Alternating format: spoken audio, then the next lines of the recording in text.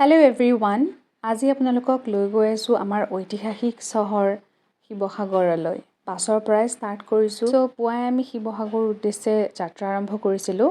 ৰাস্তাৰ দুই কাষে সেউজীয়া গছ-গছনি, স্পেচিয়েলি কাজিৰঙাৰ সেই ঠাইখিনি যে ইমান ভাল লাগে ন, মানে এনেকুৱা লাগে যে সেইখিনি ঠাই কণ্টিনিউ হৈ থাকক নেকি, বেলেগ ৰাস্তা আৰু নাপাওঁৱেই নেকি, তেনেকুৱা টাইপৰ ফিল হৈ যায়। দীঘলীয়া যাত্ৰা হ'লেও বাটৰ সৌন্দৰ্য একেবাৰে ভাগৰুৱা অনুভৱ হ'ব নিদিলে।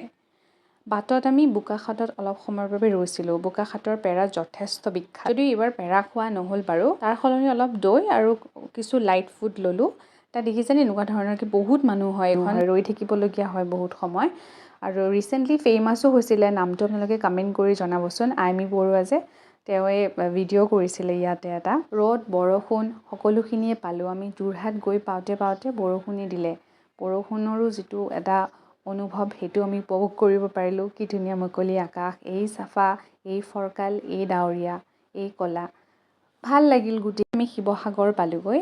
হোটেললৈ যোৱাৰ আগতে আমি এখন ধুনীয়া কেফেত গ'লোঁ। তাত গৈ আমি যিহেতু আমি দুপৰীয়া তেনেকুৱা একো খোৱা নাছিলোঁ, সেইকাৰণে তাত গৈ পেলাই আমি খাবলৈ বহিলোঁ। তাত গৈ দেখিলোঁ বহুত ধুনীয়া হয় এনভাইৰনমেণ্টটো, এম্বায়েন্সটো বহুত বেছি ধুনীয়া, শান্ত আৰু সুন্দৰ হয়। ইয়াত খাই লৈ বেছি সময় নকৰিলোঁ আৰু বহুত ভাগৰো লাগি আছিল। পোনে পোনে হোটেললৈ গৈ চেক ইন কৰি অলপ ৰেষ্ট ল'লোঁ। নেক্সট ডে আমি বহুত ঠাই ফুৰিম এতিয়া। আমাৰ প্ৰথম গন্তব্যস্থান আছিল ৰংঘৰ। ৰংঘৰ আহোম সাম্ৰাজ্যৰ সময়ত স্বৰ্গদেউ প্ৰমত্ত সিংহই নিৰ্মাণ কৰাইছিল। ইয়াক এছিয়াৰ অন্যতম প্ৰাচীন এম্ফি থিয়েটাৰ বুলিও কোৱা হয়। কাৰণ কিয়, ইয়াত ৰজাসকলে বহি ম'হ যুঁজ, কুকুৰা যুঁজ, হাতী যুঁজ, বিহু আৰু বিভিন্ন ক্ৰীড়া আৰু সাংস্কৃতিক অনুষ্ঠানবোৰ উপভোগ কৰিছিল। ইমান বছৰৰ পিছতো ইয়াৰ স্থাপত্যই আহোম যুগৰ গৌৰৱক আজিও সজীৱ কৰি তুলিছে। ইয়াত এণ্ট্ৰি কৰিবলৈ টিকট লাগে। টিকট আমাৰ 25 ৰুপিজ লৈছিলে পাৰ পাৰ্চন।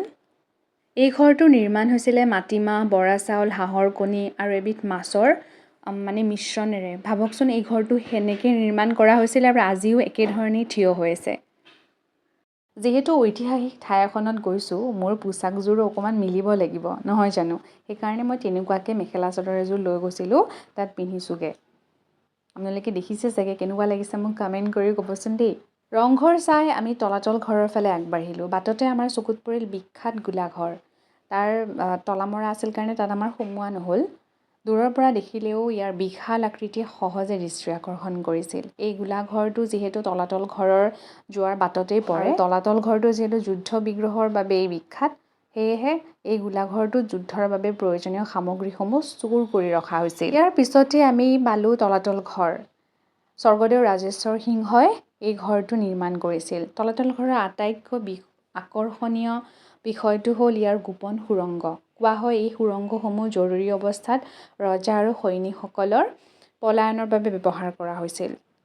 জনশ্ৰুতি অনুসৰি এটা সুৰংগ দিখৌ নদীলৈ আৰু আনটো সুৰংগ বহু দূৰ গড়গাঁও দিশলৈ যায়। এতিয়া বাৰু সেই সুৰংগসমূহ সুৰক্ষাৰ স্বাৰ্থত বন্ধ কৰি ৰখা হৈছে। কাৰণ আমি যেতিয়া প্ৰথমটো মহলাত গৈছিলোঁ, তাত যাওঁতে এনেকুৱা টাইপৰ ফিল হৈছিল যে হেৰাই যাম নেকি, চাৰিওফালে গোটেইখিনি দেখোন একেই।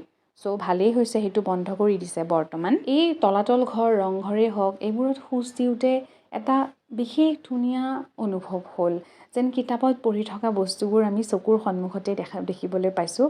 ইমান ভাল লাগিছে নহয়, ভাষাৰে মই বৰ্ণনা কৰিব পৰা নাই নিশ্চয়। ইমানখিনি ঘূৰি অকণমানতো ভোক লাগিবই দিয়কচোন। যিহেতু আমি ৰাতিপুৱা সোনকালে ওলাই আহিছোঁ আৰু একো খোৱা নাছিলোঁ, চাহ একাপ খাই ওলাই আহিলোঁ। সেয়ে আমি তলাতল ঘৰৰ পৰা ওলাই বাওঁফালে দেখিলোঁ এখন ধুনীয়া অসমীয়া থলুৱা খাদ্য ছাৰ্ভ কৰা এখন ৰেষ্টুৰেণ্ট। তাৰ নামটো হৈছে জুইশাল। আমি পোনে তালৈ সোমাই গ'লোঁ। ইমান বেছি ভোক লাগিছিল, তাত ডাইৰেক্ট আমি থালি অৰ্ডাৰ কৰিলোঁ। মই অৰ্ডাৰ কৰিছিলোঁ চিকেন থালিটো।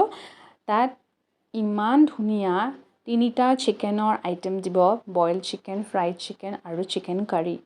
আটাইকেইটা খুব ধুনীয়া আৰু লগতে থালিৰ লগত যি থাকে এইবোৰতো থাকিবই, সেইবিলাকতো বাদেই দিলোঁ মই। কিন্তু চিকেন যিটো বইল চিকেন বনাইছিলে ন, ইট ৱাজ ভেৰি টেষ্টি। তালৈ যায় শিৱসাগৰলৈ, তেতিয়াহ'লে ইয়াৰ থালি নিশ্চয় খাব দেই। তাৰপিছত আমি গ'লোঁ কাৰেংঘৰলৈ। কাৰেংঘৰ বা গড়গাঁৱৰ ৰাজপ্ৰসাদ আহোম ৰজাসকলৰ ৰাজভৱন আছিলে। সঁচাকৈ সোমায়ে এনেকুৱাই ফিল হৈছিলে যেন ইয়াত ৰাজভৱন, ৰজাসকল, ৰাণীসকলে ইয়াত থাকিছিল, তেওঁলোকৰ নিজৰ ডেইলি লাইফ স্পেণ্ড কৰিছিল। ইমান ধুনীয়া কোঠাবোৰ বৰ বিশেষ ধৰণৰ আছিল। মই অকণমান হালি জুমি চাইছিলোঁগৈ। মই কল্পনা কৰি লৈছিলোঁ যেন চাৰিওফালে জুই তেনেকুৱা টাইপতে থাকিছিল। আজিকালিহে লাইট থাকে, আগতেতো জুই আছিলে ন। চ' জুই জ্বলোৱা আছে, তাৰ মাজেৰে ৰাণী এগৰাকী পাৰ হৈ গৈছে, ৰজা এজন খোজকাঢ়ি গৈ আছে। ইমান ধুনীয়া ন, মানে কি ক'ম মই আপোনালোকক কৈছোঁৱে নহয়, মই ভাষাৰে বৰ্ণনা কৰিবই পৰা নাই সেইখিনি ঠাইত যেতিয়া মই আছিলোঁ। তাৰপিছত আমি গ'লোঁ শিৱদৌললৈ। শিৱদৌল ভগৱান শিৱক উৎসৰ্গিত আৰু ভাৰতৰ অন্যতম ওখ শিৱ মন্দিৰ হিচাপেও পৰিচিত। শিৱদৌললৈ আহি থাকোঁতে আমি জয়সাগৰ পুখুৰীও দেখিছিলোঁ। এইখন ভাৰতৰ অন্যতম বৃহৎ মানৱ নিৰ্মিত মেন মেড পণ্ড হয়। দুখৰ বিষয়ে সেই সময়ত ইয়াৰ ভিডিঅ' ল'ব নোৱাৰিলোঁ, কিন্তু নিজৰ চকুৰে সেই বিশাল পুখুৰীটো দেখা পাই এটা বিশেষ অনুভৱ হ'ল। আমিতো জানো যে তাজমহল নিজৰ ৱাইফৰ কাৰণে সজোৱা হৈছিল, কিন্তু এই ডাঙৰ পুখুৰীটো মাতৃৰ স্মৰণতো সজুৱাইছিল এজন পুত্ৰই, ৰুদ্ৰসিংহই। মুঠতে শিৱসাগৰ ভ্ৰমণ মোৰ বহুত ভাল লাগিল। ডাঙৰ শিলৰ সাঁকো দেখিবলৈ ধুনীয়া, এইটো আমি পোৱা নহ'ল কাৰণ বাটতেই পৰে। আমি ঘৰলৈ উভতাৰ সময়ত মুঠতে এই শিৱসাগৰ ভ্ৰমণটো চিৰস্মৰণীয় হৈ ৰ'ব। মোৰ বহুত ভাল লাগিল। আপোনালোকৰ চাই কেনেকুৱা লাগিল কমেণ্ট কৰি জনাবলৈ নাপাহৰিব দেই। Bye bye.